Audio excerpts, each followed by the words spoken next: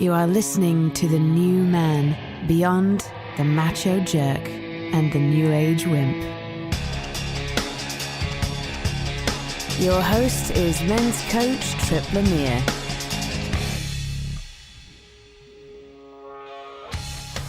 What if your normal level of stress, anxiety, or depression didn't have to be normal? Do you feel like you're using work, alcohol, or something else to outrun the uncomfortable thoughts in your head? And how can we use our stress and darkness to help us live a more full, rewarding life?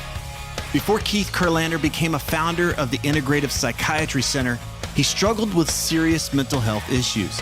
He ran away from the promise of a highly lucrative life on Wall Street to find relief on a path which took many, many turns. He worked with everyone from yoga teachers to therapists to meds to shamans to psychedelics to you name it. He tried it, but none of those approaches alone worked for him. These days, he's dialed in his brain, his body, and his behaviors, and his life is back on track. So what worked?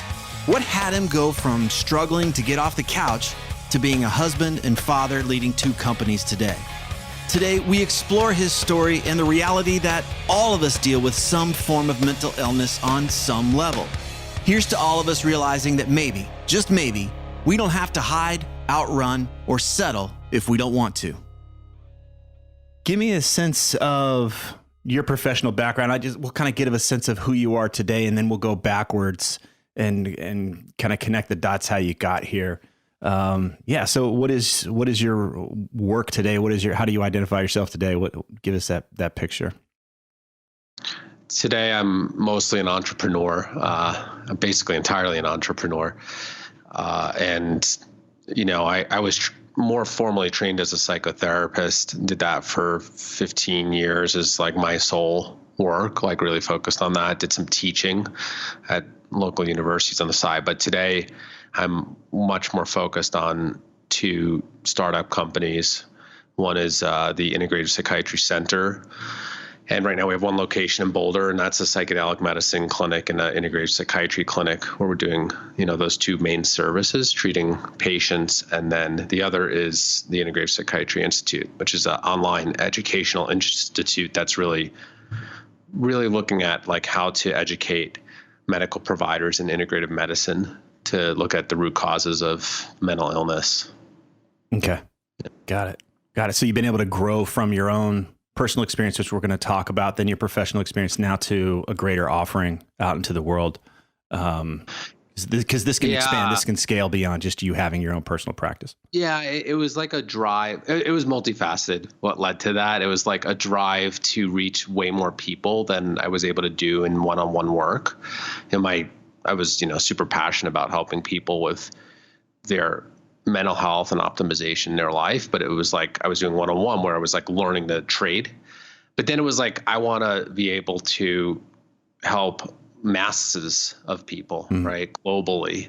And so that was partly what drove me into being more of an entrepreneur and looking at, how could I do this with companies? And then also, as I kept getting older, I was like, the one-on-one hour, what my time was worth, it just started to make more sense to have something that was more scalable. Yeah.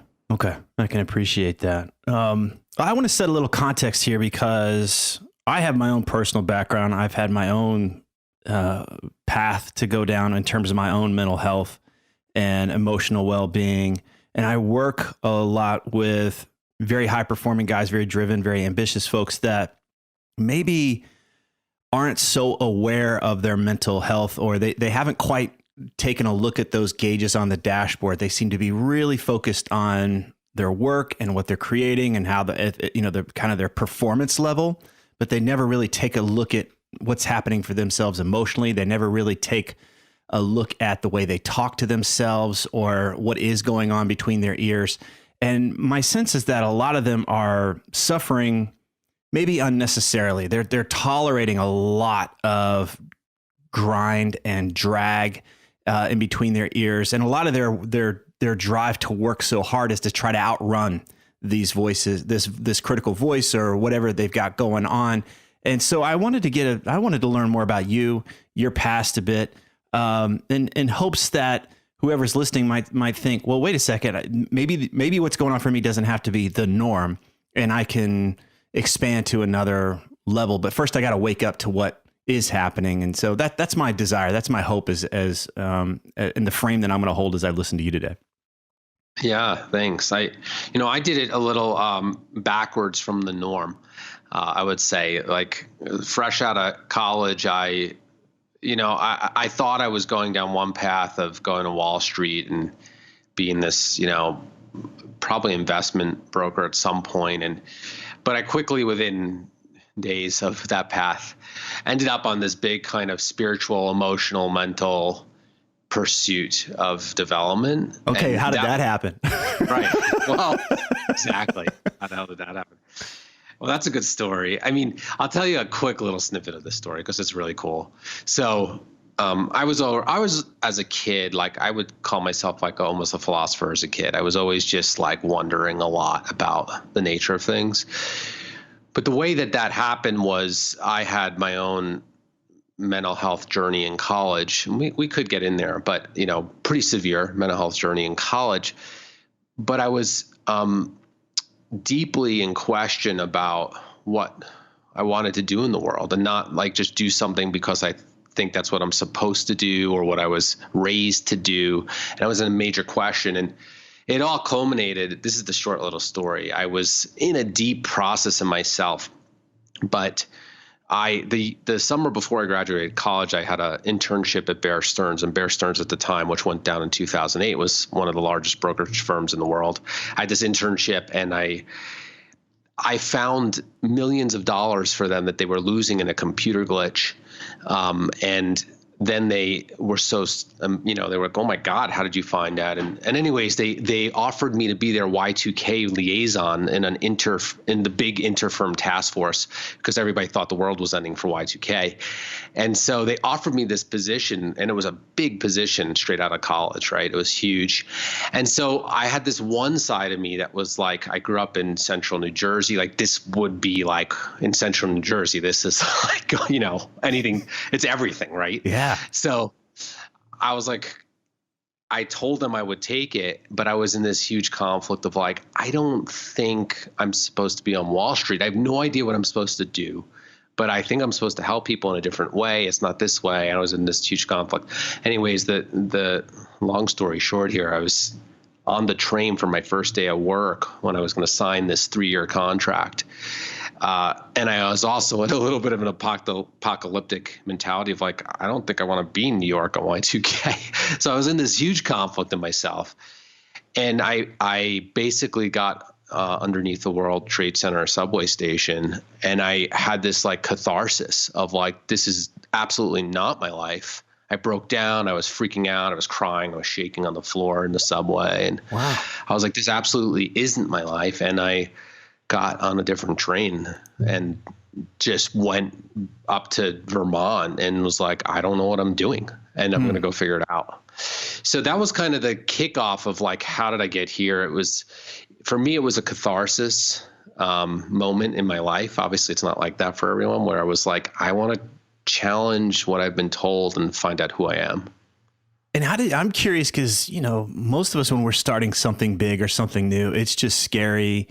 And our brains can tell us this is the worst thing. Everything's going to fall apart. Don't do it. Whether we're getting married to the person we love, or we're going to move and start a new job, those things can be really good and positive for us. But our nervous system is like, nope, this is change. This is uncomfortable. This is uncertain. So stop.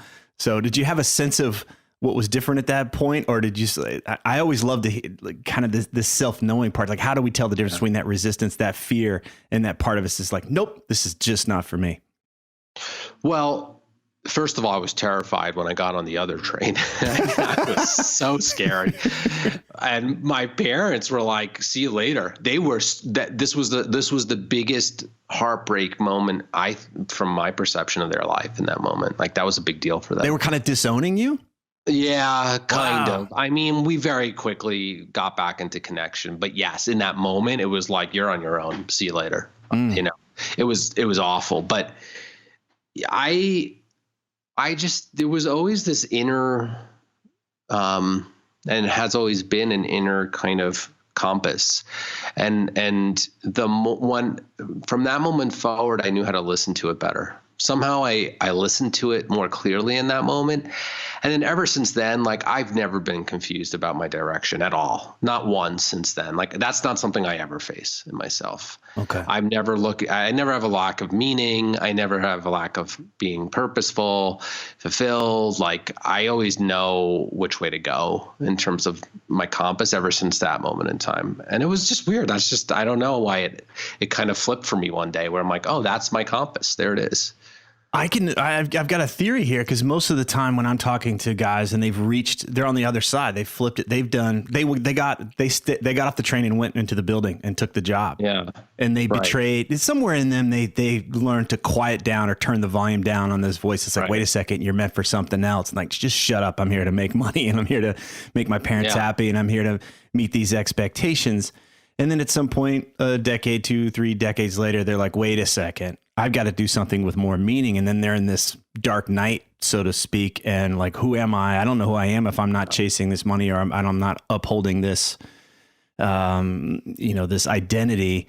And so it sounds like you learned to listen to that early on and ground yourself in that compass. Whereas many guys are kind of like, well, who am I now? I've reached this point where I'm trying to figure out who I am. Does that resonate for you? Totally. Well, yeah, that's why I said I kind of flipped it, because like, I wasn't focused on, and there's benefits and drawbacks to the way I did it. Like, I wasn't focused in my 20s on like building skill sets that were going to help me in business, or like, I just was focused on like personal development. Right. And so I kind of flipped it. I was doing that. Whereas like most of the guys I've ever worked with, like you're saying, it's the opposite.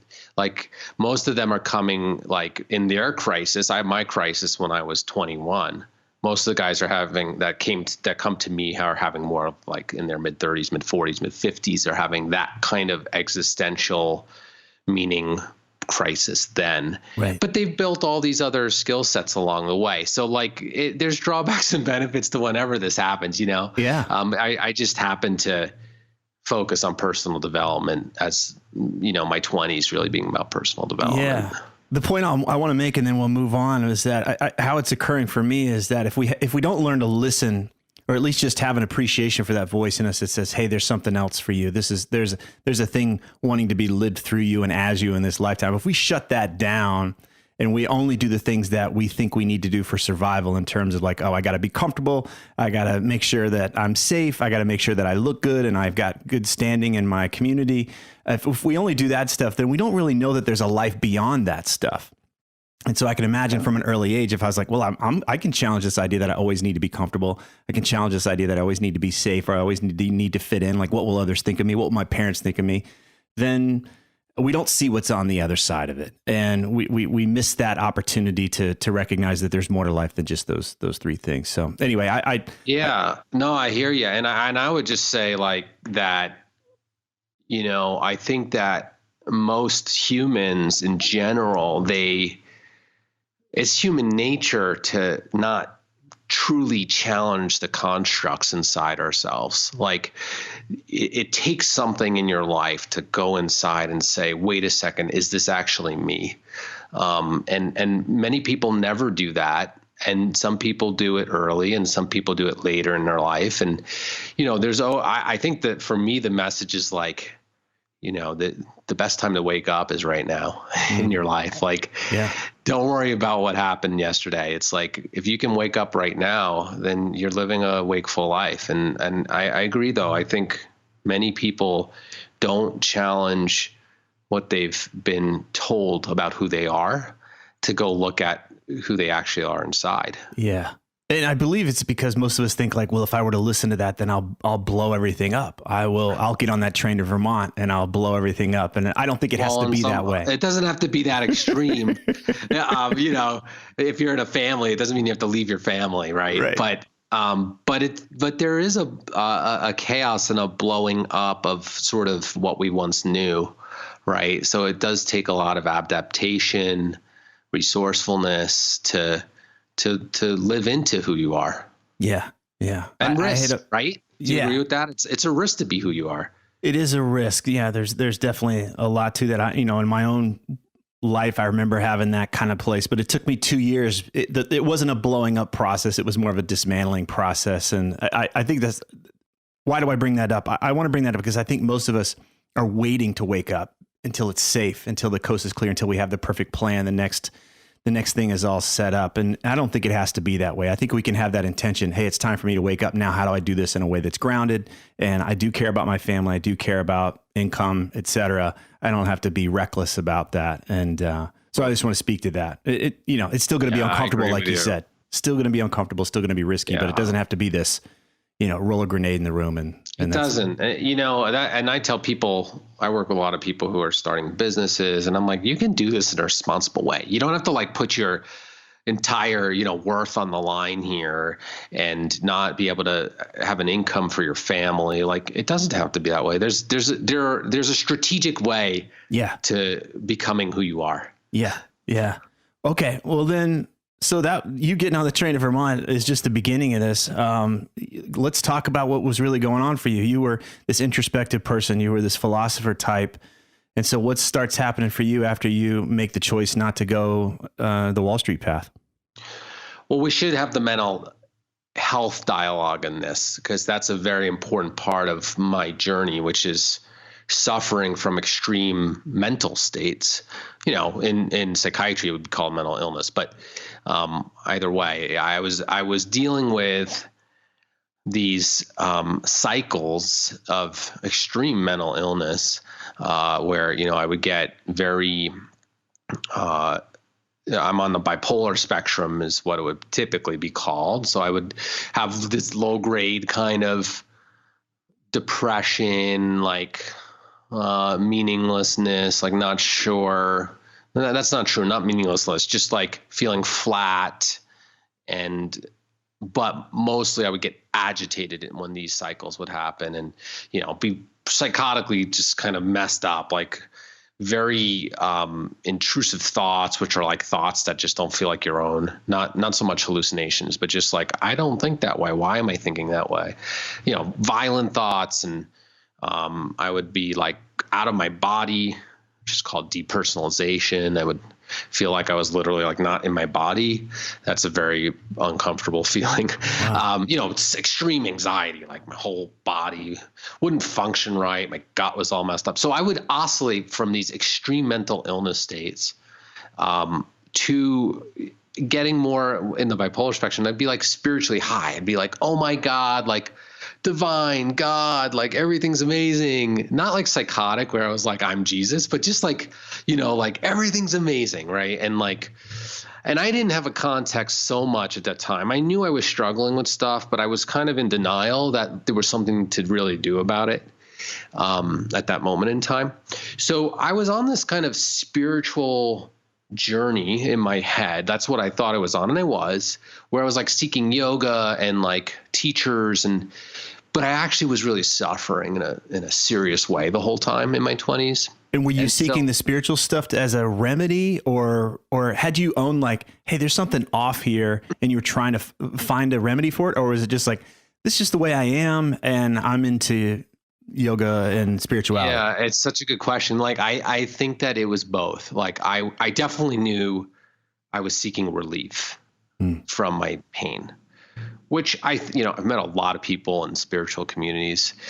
Pretty much anyone I've ever met is seeking relief from something, or else why are you trying to attain something? If everything was fine, you wouldn't be there. So most people have some pretty serious mental states in these spiritual communities that they're trying to relieve themselves from. But so there was that. And then there was also just the philosopher, spiritual seeker in me was looking for truth and trying to understand reality and connect to something outside of myself. So it was kind of a combination of both. And were you private in your suffering, or were you, there's such a stigma, even guys that I talk to that have just this constant grade of anxiety or constant grade of depression. There's this thing a lot of people are, why should I be happy? There's no sense of they can always point to the content in their life. Well, I got shit to do and I got this and I'm just my parents are this and that. And it's there's always a thing to point to and say, that's why I feel this way. were you out in the open and recognizing that this was not so much content related? It was more about what was something else going on, maybe perhaps with your brain? Well, I didn't realize it was about my brain at the time because there wasn't a lot of so at that moment in time, I knew I was dealing with some mental health issues. I mean, I knew that, and really the only thing we had then from a psychiatric lens was really like, a reductionistic model of this is neurotransmitter issues. That's really all they could ever tell me, right? Take a pill. So like that, yes, and take your pill. And like the problem with that was like it didn't give me answers, right? And we could talk about medicine if we want, but that's a whole nother. So I knew I was struggling, but was I out and telling everyone I was struggling in this way? No, because and as you just said, like, I think it's global, but I'll just talk at least in the U.S. for the moment. Like we have such, so many ideas of what mental disorders are in our heads, so many stereotypes, so many stigmas. And, what we don't want to talk about, like on a human level, is that everyone is always working with their mental state, and everyone is on a spectrum of moving into disorder and order.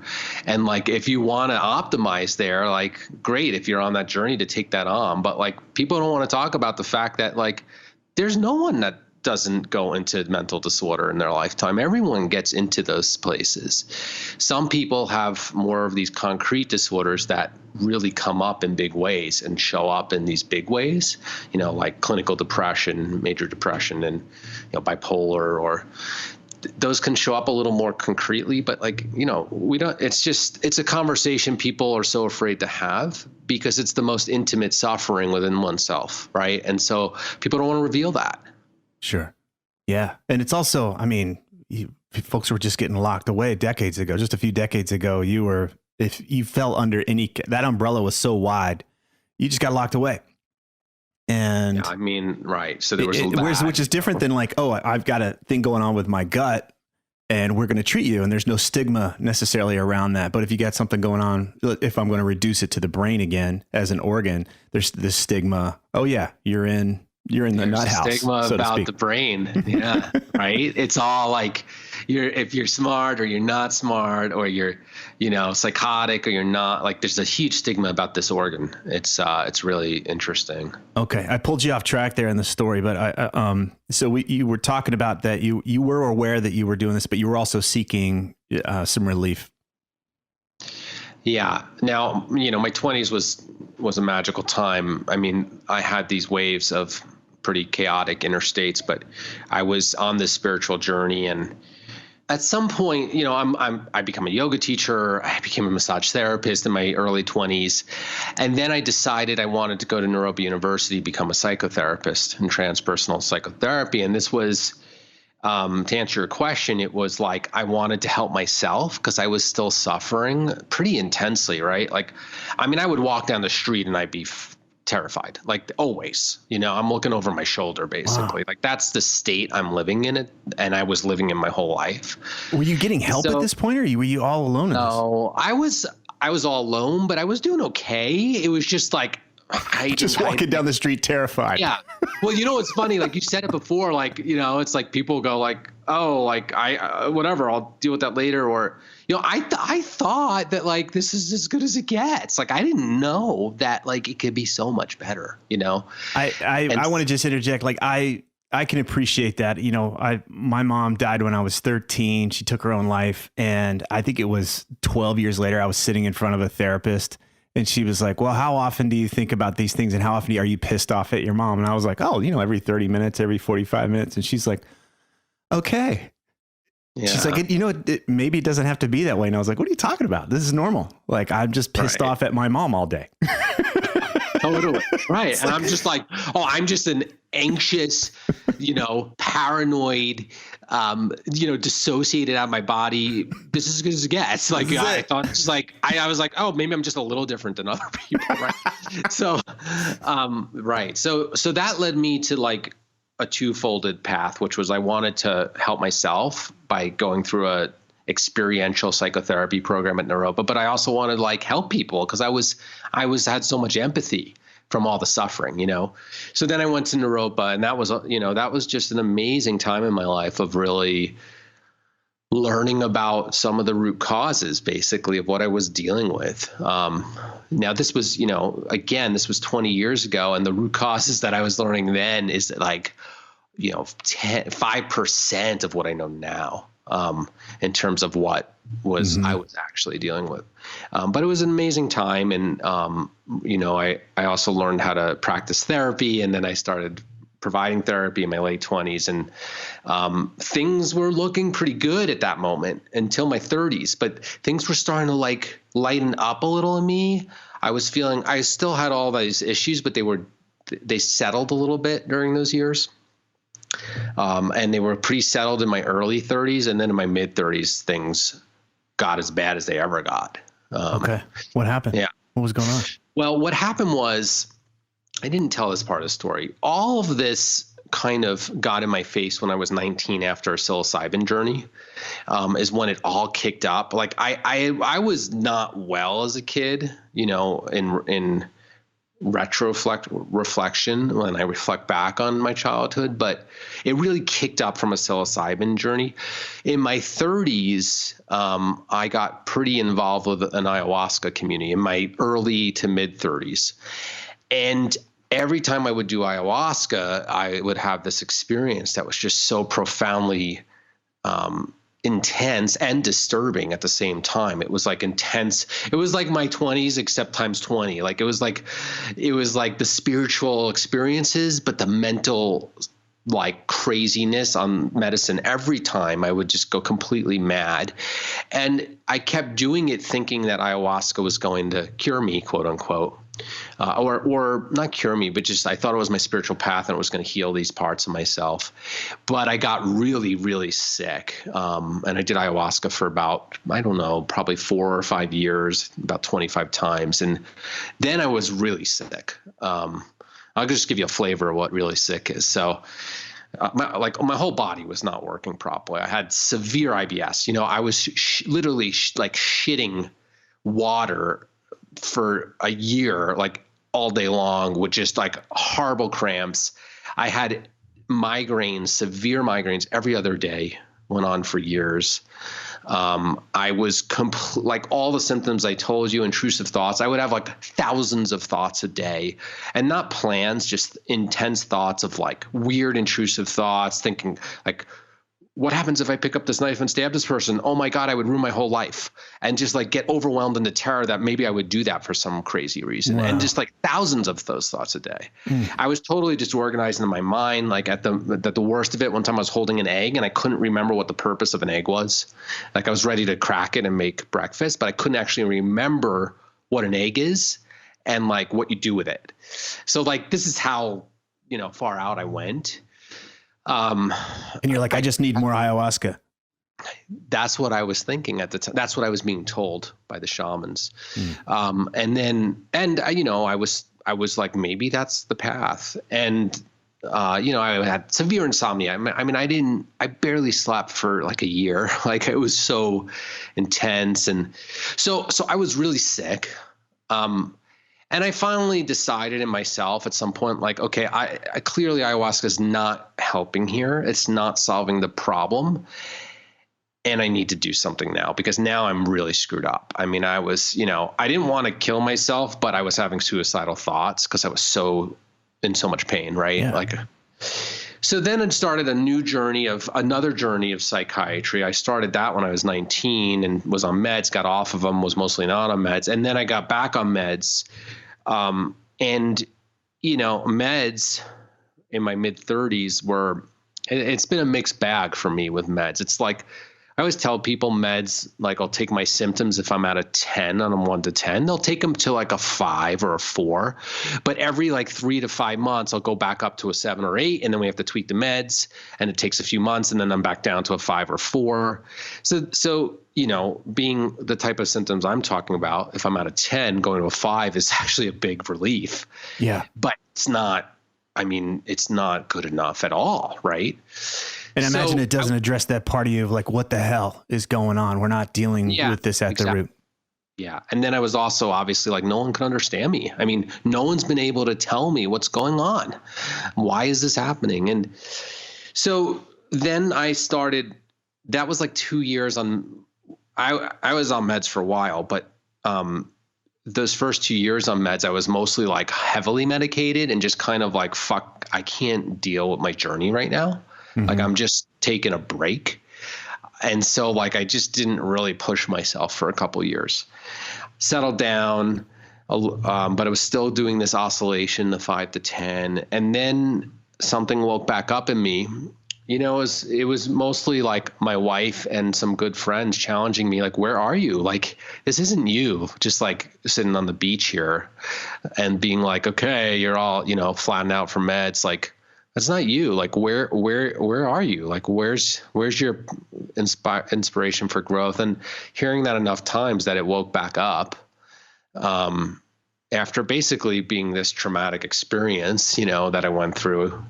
And then the real healing happened after that period. I mean, that's where it really kicked in.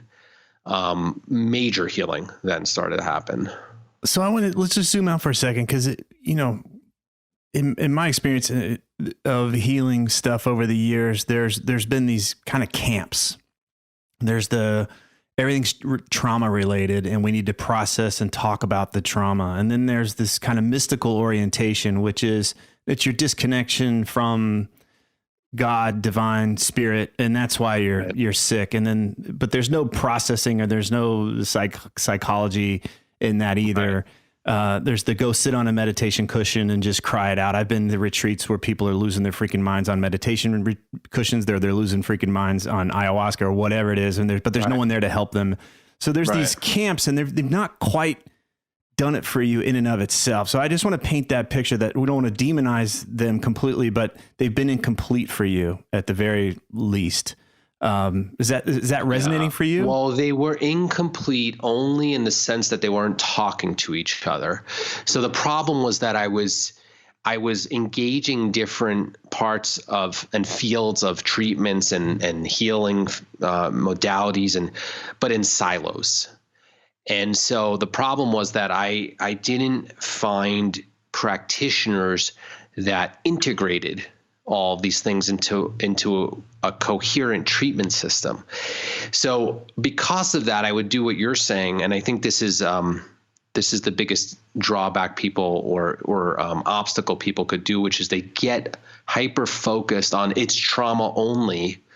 And the thing is, it's, you know, what I grew to discover about mental health, you know, I became more of an integral philosopher, you could say. And I discovered that really integration is what heals. Yeah. If you isolate healing modalities, you're not integrating. You can't integrate parts of yourself solely by isolating healing modalities. So that's when I discovered integrative psychiatry, which, you know, we're in the Institute, we're really trying to codify this term of what it means, is what, you know, we're out there, you know, trying to show that you can bring these different fields together. But that's when I found integrative psychiatry, and I was creating an integral treatment system, going like, I can't just do the trauma work without doing the biohacking. Like, it was like, they're actually the same. They need to speak to each other. Yeah.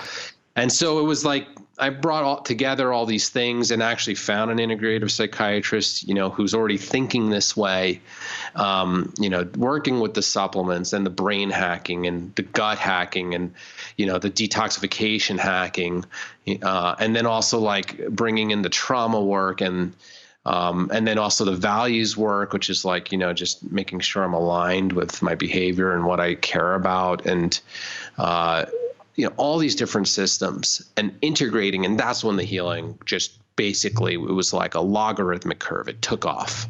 That's great to hear. I want to get into that more. And it also just speaks to why I talk to so many guys that are frustrated. You know, it's like, yeah, I went to a therapist for a while. It didn't work. Or I tried this thing. I tried meds for a while. It didn't work. Or I did this for a while. It didn't work. And it's like, looking back on it, I was like, of course it didn't work. You only had one cylinder of the engine firing, or you only had one kind of piece of the software firing, and they all need to talk to each other. We all need to understand how the brain and the body are working on a physiological level.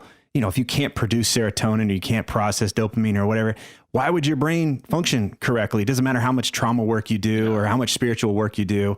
The brain's fucked. Then you're not going to be able to shift that state of mind. Yeah, exactly. And that's the problem in the education in the mental health space right now, is that, you know, it's like we're a V12 engine, right? And I want to hear a V12 right now.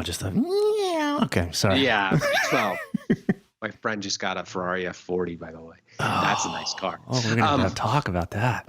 Okay. Like, ooh, my brain neurons are firing right now. Okay. Yeah, it's cool. So when you go to a therapist or a psychiatrist or a nurse practitioner, and they've basically been trained like, almost everybody, which is like a very reductionistic field of their own study. And they actually don't have, the therapist and the psychiatrist actually don't know more than like 1 or 3 root causes that you could be dealing with, when there's like 20 to 40 that you need to kind of be able to synthesize for a person into what they're dealing with. And that's the biggest issue right now in mental health care, or the healing circles and spirituality. That's the biggest issue, is that most people are not up to date. What we know now, we know a lot. And it has changed so much in the past 10 years. Just even in the past 10 years, it's been wonderful to see how things are coming together. And then in the last, 3 or 4, it's really hockey sticked with some of the more actual integrative practices. Totally. And the wearables that are coming out, like, all these wearables, we can do better biohacking. Like we know so much more now. Okay. So what has worked for you? I understand that, there's not one size fits all, but based on, when you talk about that you took an integrative approach, did that mean you were still being the one that was spearheading it, or were you able to go to someone and they were like, no, we're going to develop a program and put all these things together for you? Cause that's what I feel like, is if I have a problem, I got to be the one that talks to all the different doctors, and they're like, I only look at hips, or I only look at eyeballs, and we don't look at the whole system. So that was a lot of questions, but I just want to know what worked for you. And did you have to hold that frame for putting all the pieces together, or was that part of who helped you? It was it was part of who helped me in terms of people starting to have those frames. But I would tell anyone it's a co-creative process with your practitioner, because the moment you give away your complete authority to the practitioner that knows you and they know your inner healing wisdom better than you do. Like the moment you do that, you can't get better. So for me, it was a co-creative process. Why not? Explain that, just so I understand that. Because the thing is that you have to, your intuition has to be online with next steps. It doesn't mean you can't go to someone that says, I think this is your next step. Your intuition has to be online and go, okay, I agree. I think you're right. If your intuition is not online, you're going to be subordinating ultimately your inner wisdom. But you do need to go to people that know more than you, so they can start saying, here's what I think is going on. How do you feel about this? If you're not 100% bought in, you're not going to get better. Really better. I mean, you could get a little better. What I hear in there is kind of it's kind of not a powerless mindset. It's like, here, fix me, which is different than we're going to work together, and I'm going to be giving you feedback, and I'm going to be ultimately the authority on this, but you're going to be informing me, but there's a lot of people who are like, here's my money, just fix me. And that doesn't work. It is a victim. It's a victim who says, fix me. Mm-hmm. I think the treatment provider has authority on the treatment plan, but like you have to have authority on agreeing to anything and checking in with yourself and making sure it sounds like that's the next step for you. Right. So that was always there for me. So I always had that. But then I started, once I really well, did you? Because it sounded like the ayahuasca part was where you kind of maybe were listening to the shamans a little too much. Well, that's a good question and point. But so psychedelics, I run a psychedelic center now, which is really interesting about my I wanted to get back to that. Yeah. Isn't that crazy? So I do believe that psychedelics woke up in me, and the ayahuasca woke up in me a drive for finding healing and truth and integration in a way that maybe I would have never had without it. So I believe that it had a strong benefit. It's just that the way I was using it and how often it wasn't correct constitutionally for me. And so I think I was definitely couldn't find my inner wisdom. I was trying to listen, like when the shamans were saying, just keep drinking. I was like, is that truth for me, or is that just the shaman not knowing me? And I was in that deep question until I finally said, the shaman's not knowing me. I'm moving on here. Okay. All right. Yeah. Got it. Yeah. I just want to, I love this part about it really taking ownership and being willing to push back and to really check in with ourselves as we go through the process. And it's sticky in that way. Like, you know, knowing that there's a dip in every process where it's probably going to feel worse and more confusing, and before it starts to feel better sometimes too. So. Right. Okay. Yeah. All right. Yeah. Now we get back to what's actually worked for you. So I found a kick-ass, probably one of the best integrative psychiatrists on the planet, I would say. I mean, I know them all now because we trained them.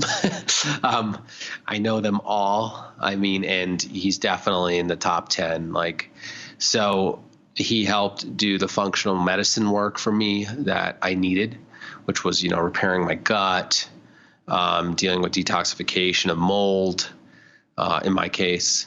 It was, you know, a lot of other things with supplements in terms of different processes that are happening in the body, balancing different, you know, neurochemicals in my brain, and using meds at the time. I was still on meds, and doing, you know, I've been on a 5-year taper on meds. No, 7-year taper. I mean, I have a super subclinical dose of something less, that just because I've been really strategic and responsible. And if you don't go slow, typically you rebound. And every time I have to wean, I rebound. So I've been on a 7-year taper. Okay. So he was instrumental, you know, alongside of this was trauma work, in a new way.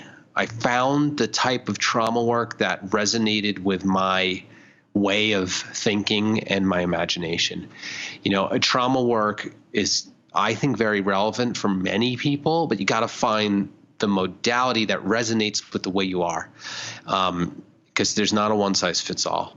And then it was like behavioral change was massive for me, you know, because when you're that mentally screwed up, you tend to have issues in your behavior, you know, addictions and robotic behaviors and impulsive behaviors. So like I had, you know, a lot of laziness. I had ADD. I have like every single disorder in the DSM, the psychiatric manual. Like I was labeled in my lifetime. Like basically I got everything except psychotic disorders and personality disorders. I got them all. I got like severe depression, severe anxiety, severe ADD, severe OCD, severe bipolar. Like I got them all, which is why I don't love that manual, because it's like, okay, what you can read through it, and it's like reading a horoscope. It's like, yeah, that's me. That other one's me. And so the birth of my daughter 2.5 years ago was another layer of healing for me.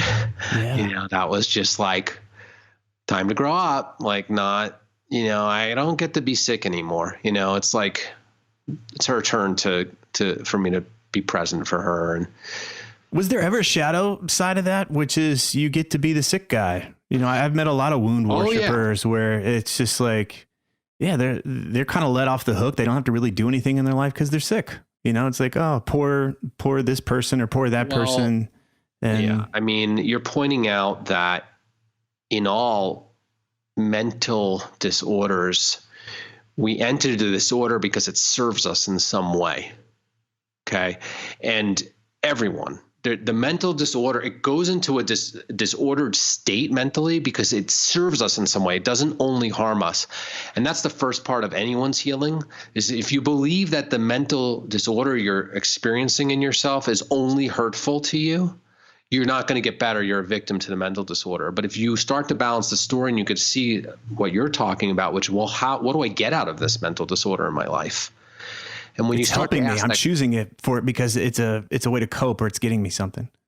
It's getting me something. Well, am I willing to ask the question, what is it getting me? Is it getting me attention from my parent? Is it getting me attention from my partner? Is it giving me time off of work? Because I get to stay home now. Like, it gives me something.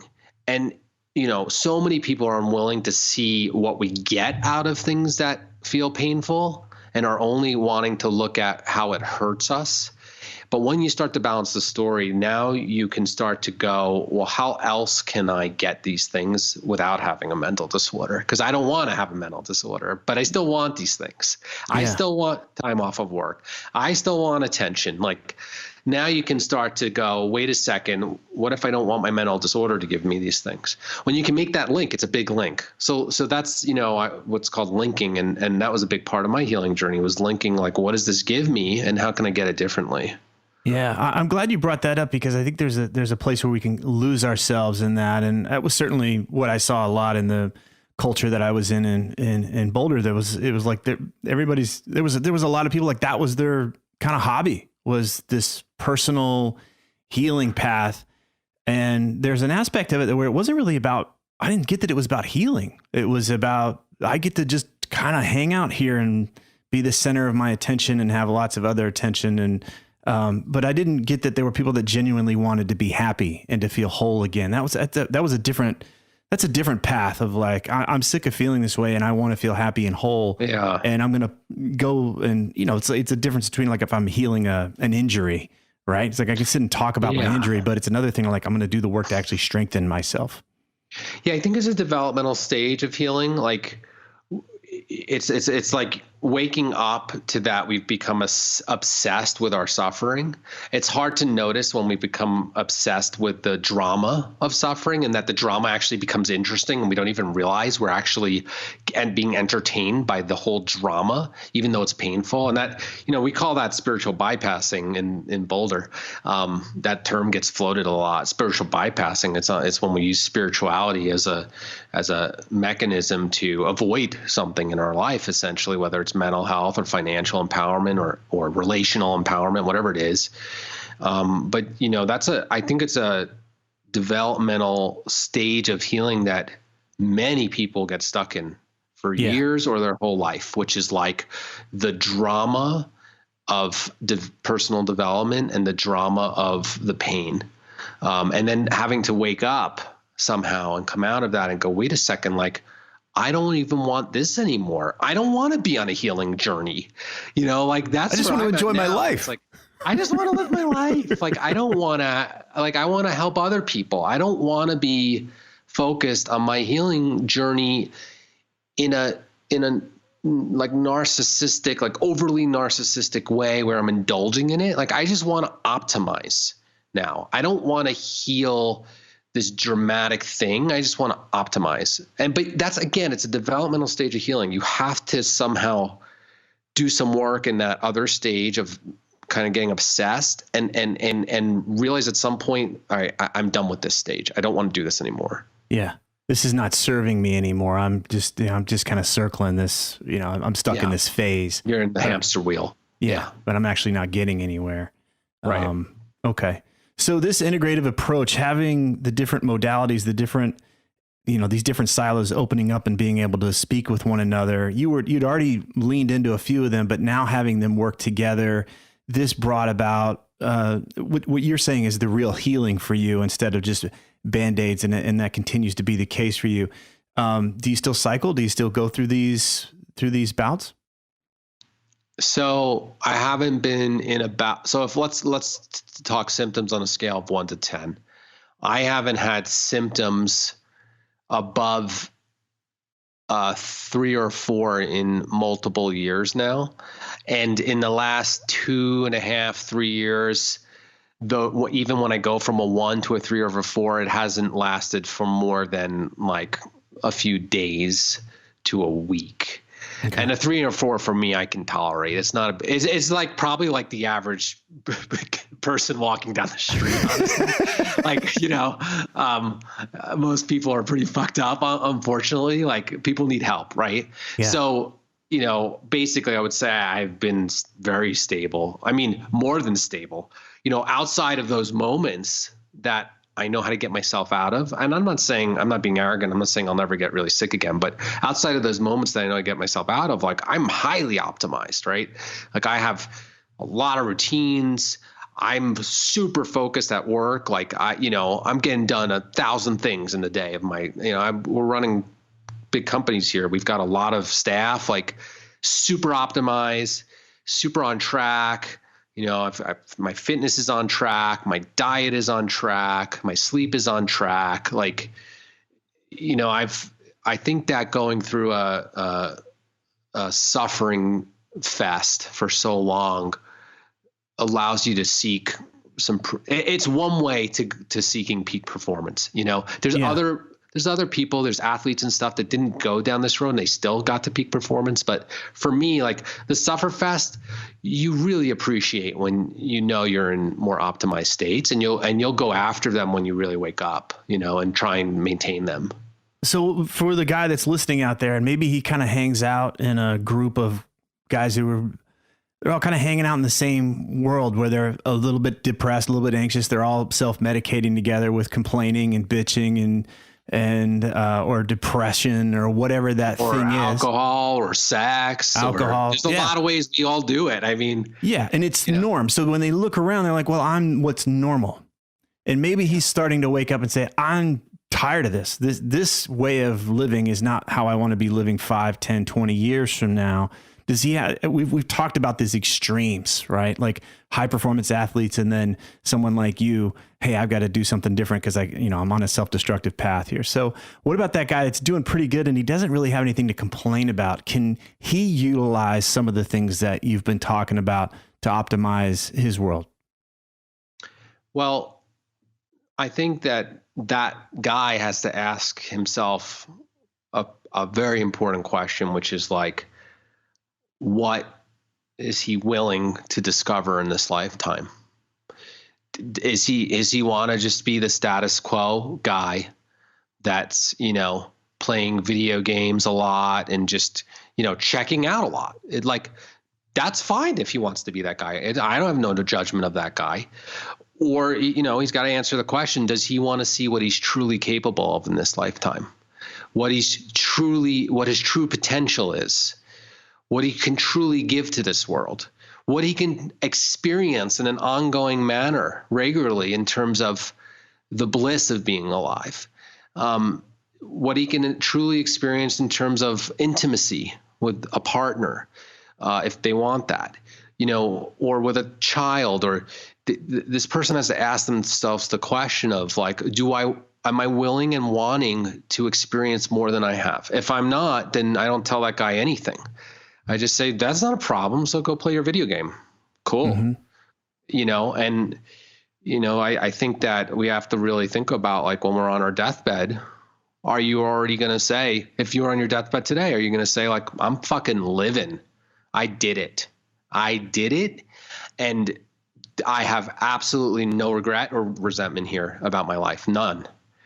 That's how I feel right now. So I would just say, like, if a guy wants that, then fucking go make it happen. Everybody can make it happen. Everybody can grow. Everybody can excel. Everybody has a gift in them, their uniqueness, their unique blueprint of who they are and what they have to offer. Everyone has that. Everyone could always experience more optimal states. That never ends, and if you want that, then you fucking go after it. You make it your fucking life mission to grow up and be a man. Well said. Can I get an amen? Where can we learn more about you and the stuff that you're bringing to the world? I mean, I would first say, check out our podcast, Higher Practice Podcast, because that's where we're talking about the technical stuff here of, how do you biohack? How do you light up your soul to get on track? What does trauma work look like? So I would say the Higher Practice Podcast. But, if you're a provider listening, a medical provider, you check out the Integrative Psychiatry Institute. And if you're, somebody who's like, I need, I'm interested in ketamine. I've got depression or trauma. Like, you could check out our center, the Integrative Psychiatry Center, or if you're in state, you want help with an integrative psychiatrist, you can check out our center. But, mostly I don't work with individuals. I do some work with very select people now.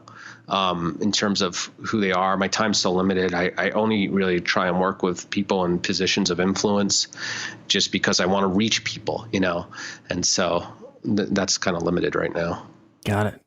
Yeah. Well, it's been exciting. I've known you for a long time. We haven't really connected that much, but been a lot of high fives. On like my periphery of like, I want to see him more. I know. I mean, we don't live near each other now, but yeah. But it's always been like, oh yeah, Keith, what's he up to? That kind of thing. So it's always been, so it's really exciting. I didn't have any idea what was going on for you during all that time. And so I appreciate this is amazing to get what was going on for you then and to see where you are now. It's been, wow, what a shift, just for, I can't really transport that to the guy listening right now, but wow, what a shift. In a relatively short period of time, really, the last decade or so, it's been really exactly. It's a relatively very short period of time.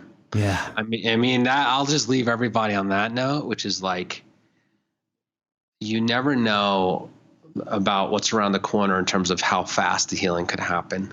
It's like one day you can wake up and look back a year from now and go, holy shit, like how did so much healing just happen in the past year? And that year is very close for everyone if they're willing to really make that year about that.